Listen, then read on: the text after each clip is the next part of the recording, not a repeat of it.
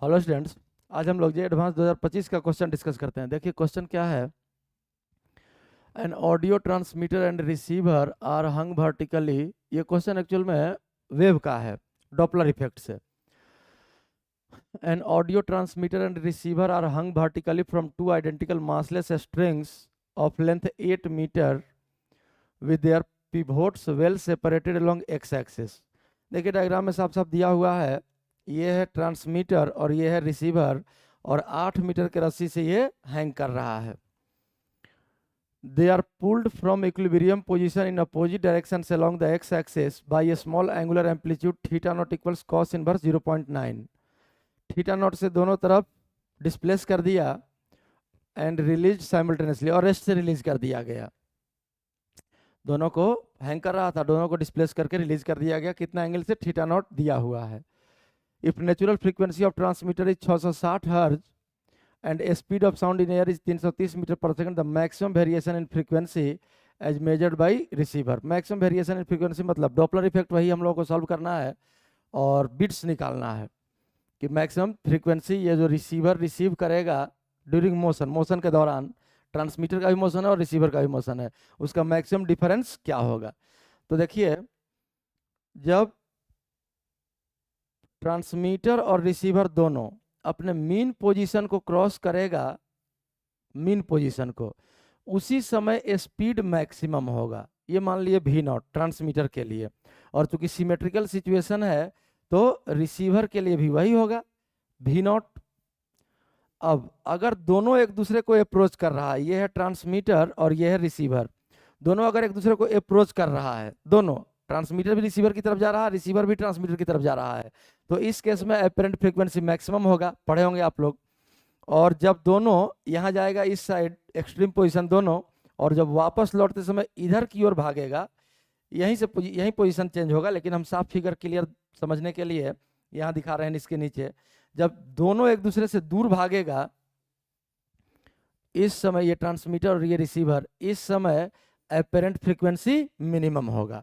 तो यही apparent frequency minimum और ये मैक्सिमम, इसी दोनों का डिफरेंस जो है वही मैक्सिमम वेरिएशन इन फ्रीक्वेंसी हो जाएगा। वही हम लोगों को क्या करना है? सॉल्व करना है। तो देखिए सबसे पहले हम लोग इस भी नॉट का वैल्यू निकाल लेते हैं, क्योंकि भी नॉट का वैल्यू निकाल लेंगे उसके बाद तो डॉपलर इफेक्ट का इक्वेशन सिंपल जानते ही हम लोग यूज कर लेंगे। तो भी नॉट के लिए एनर्जी कंजर्व करा लेते हैं। यहाँ देखिए, यहाँ ये ट्रांसमीटर भी रेस्ट में है, यहाँ रिसीवर के लिए देखे तो ये भी रेस्ट में है, किसी एक के लिए कैलकुलेट करेंगे, दोनों का रिजल्ट सेम आ जाएगा। तो अब यहाँ से अगर ये लेंथ देखें तो ये हो जाएगा L cos थीटा, और यहाँ जब ट्रांसमीटर पहुंचा तो ये टोटल लेंथ है L, मतलब ये डिफरेंस हाइट का हो गया कितना? L minus L cos theta, जहाँ L का वैल्यू 8 मीटर है और थीटा का वैल्यू तो थीटा नॉट दिया ही हुआ है। अब अगर इन दोनों पोजिशंस के लिए एनर्जी कंजर्वेशन का इक्वेशन लिखें और इसी लाइन को हम लोग अगर रेफरेंस लाइन ले लें लोएस्ट पोजीशन को, तो लोएस्ट पोजीशन पर सिर्फ काइनेटिक एनर्जी कितना? Half m v not square, तो ये हो गया half m v not square, और इक्वल्स इस एक्सट्रीम पोजीशन पर सिर्फ potential energy, kinetic energy zero, तो कितना? M g h. तो एम जी और एच का वैल्यू सामने दिख रहा है, एल कॉमन आ जाएगा, तो एल का वैल्यू तो कितना दिया है? 8 ही लिख लेते हैं, और 1 माइनस कॉस थीटा नॉट। तो यहाँ से देखिए theta not equals cos inverse 0.9, तो कॉस थीटा इक्वल्स 0.9 हो जाएगा। तो 1 माइनस 0.9, ये बचा ये ब्रैकेट 0.1 आ गया, और जी देखिए यहाँ 10 दिया हुआ है, तो 10 इंटू 0.1, दोनों एक जीरो कैंसिल कर दिया। अब ये बचा m इंटू 8, m बचेगा नहीं क्योंकि m यहाँ से कैंसिल हो जाएगा, ये 8 और ये 2 इधर आ गया, वी नॉट स्क्वायर इक्वल्स 16। तो वी नॉट का वैल्यू यहाँ से निकल गया 16 का रूट कितना? 4 मीटर पर सेकेंड। यही आ गया आपका भी नॉट। अब हम लोग डॉपलर इफेक्ट का इक्वेशन लिख लेते हैं।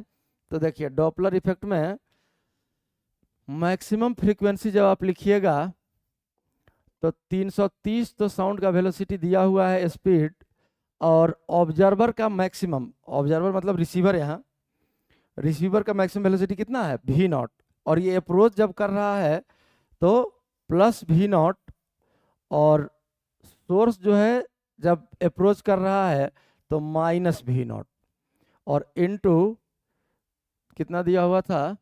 सोर्स का फ्रीक्वेंसी देखिए 660 हर्ट्ज, ट्रांसमीटर का फ्रीक्वेंसी दिया हुआ है 660। अब अगर इसको थोड़ा सा सिंप्लीफाई कर लें तो वी नॉट का वैल्यू तो हम लोग को पता है कितना आया है, वी नॉट का वैल्यू 4 आया है, 4 पुट भी कर लेंगे। अब इसको हम लोग 330 ऊपर भी और नीचे भी, न्यूमरेटर डिनोमिनेटर दोनों में कॉमन ले लीजिए, तो 330 कैंसिल हो जाएगा और न्यूमरेटर में बचेगा 1 प्लस वी नॉट तो 4 है, 4/330 और डिनोमिनेटर में बचेगा 1 माइनस 4/330। अब अगर डिनोमिनेटर वाले को हम लोग ऊपर लिखें, न्यूमरेटर में ले जाके लिखें, तो पावर हो जाएगा -1 और इंटू 660 660। अब देखिए ये आप लोग पढ़े होंगे binomial expansion, 1 plus x to the power n equals 1 plus nx if x much smaller than 1। इसी रिजल्ट का हम लोग यूज कर रहे हैं, क्योंकि 4/331 से बहुत छोटा है, तो ये -1 यहाँ आ जाएगा और माइनस माइनस प्लस हो जाएगा, तो 1 प्लस 4/330 का होल स्क्वायर इंटू 660 आ गया। अब अगर मिनिमम फ्रीक्वेंसी यूज करें हम लोग, तो मिनिमम फ्रीक्वेंसी जो एपरेंट फ्रीक्वेंसी मिनिमम होगा 330 यहाँ भी, 330 यहाँ भी, और मिनिमम कब होगा, तो इस फिगर के अनुसार देखिए, जब दोनों एक दूसरे से दूर भागेगा, दोनों दूर भागेगा तो दोनों कारण एपरेंट फ्रीक्वेंसी घटेगा, तो न्यूमरेटर वाले सोर्स के वेलोसिटी कारण जब एपरेंट फ्रीक्वेंसी घटेगा तो यहाँ माइनस वी नॉट हो जाएगा, और डिनोमिनेटर वाले ट्रांसमीटर के मोशन के कारण जो एपरेंट फ्रीक्वेंसी घटेगा तो डिनोमिनेटर को बढ़ना चाहिए, ये प्लस वी नॉट हो जाएगा और इंटू 660।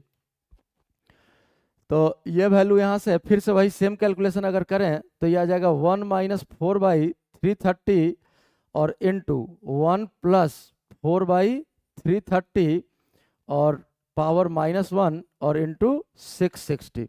अब जब इन दोनों का डिफरेंस निकालना हम लोगों को डेल्टा एफ, तो एफ मैक्स माइनस एफ मिन इक्वल्स कितना हो जाएगा, तो देखिए यहाँ से जब इस -1 को लाके हम मल्टीप्लाई कर दिए तो 1 प्लस 4/330 का होल स्क्वायर हो गया, 1 प्लस 4/330 का होल स्क्वायर, और माइनस ये तो कॉमन आ जाएगा दोनों में, ये -1 यहाँ के मल्टीप्लाई हुआ तो 1 माइनस 4/330 का होल स्क्वायर हो गया, 1 माइनस 4/330 का होल स्क्वायर, और पूरे के साथ कितना मल्टीप्लाई रहेगा 660। अब A square minus B square का फॉर्मूला आप लोग जानते हैं, A square minus B square equals A plus B, तो जब ए प्लस बी करेंगे देखिए ये प्लस और ये माइनस कैंसिल हो जाएगा, तो 1 + 1 कितना बच गया 2 इंटू, जब ए माइनस बी करेंगे तो ये 1 कैंसिल हो जाएगा और ये माइनस माइनस प्लस हो जाएगा, तो 4 पहले से 2 टाइम्स और हो जाएगा जुटने पर, तो ये हो गया 8/330, ये ब्रैकेट सॉल्व हो गया और इंटू 660, ये इससे कैंसिल हो गया 2 टाइम्स, तो 8 × 4 ये वैल्यू आ गया आपका 32 हर्ट्ज, यही आपका आंसर होगा। और ये डॉपलर इफेक्ट का एपरेंट फ्रीक्वेंसी का फॉर्मूला आप लोग जानते होंगे, सी स्पीड ऑफ वेव, सी यहाँ भी प्लस माइनस होता है वेलोसिटी ऑफ ऑब्जर्वर और यहाँ भी प्लस माइनस होता है वेलोसिटी ऑफ सोर्स। बस यहाँ ध्यान यही रखना होता है कि अगर अप्रोच कर रहा है तो वैल्यू बढ़ाना है, और into F not original frequency value बढ़ाना है, तो न्यूमरेटर के वेलोसिटी ऑफ सोर्स है, ऑब्जर्वर है, ऑब्जर्वर के मोशन के कारण अगर एपरेंट फ्रीक्वेंसी बढ़ रहा है, अप्रोच कर रहा है तो प्लस, अगर दूर जा रहा है तो माइनस। उसी तरह डिनोमिनेटर में अगर सोर्स अप्रोच कर रहा है तो यहाँ माइनस हो जाएगा, तभी ये पूरा एक्सप्रेशन बढ़ेगा, डिनोमिनेटर कम होगा, यही यूज किए हैं यहाँ। और अगर सोर्स दूर जा रहा है तो एपरेंट फ्रीक्वेंसी घटेगा, घटेगा तो घटाने के लिए क्या करना पड़ेगा, डिनोमिनेटर को बढ़ाएंगे तभी पूरा वैल्यू घटेगा, यही यहाँ यूज किए हैं इस दोनों फार्मूला में। यही इस क्वेश्चन का सॉल्यूशन है, दोनों पेज आप लोग देख लीजिए। इस पेज में तो सिर्फ वी नॉट का कैलकुलेशन है, एनर्जी कंजर्व कराया गया है, और इस पेज में एपरेंट फ्रीक्वेंसी का कैलकुलेशन और मैक्सिमम फ्रीक्वेंसी डिफरेंस।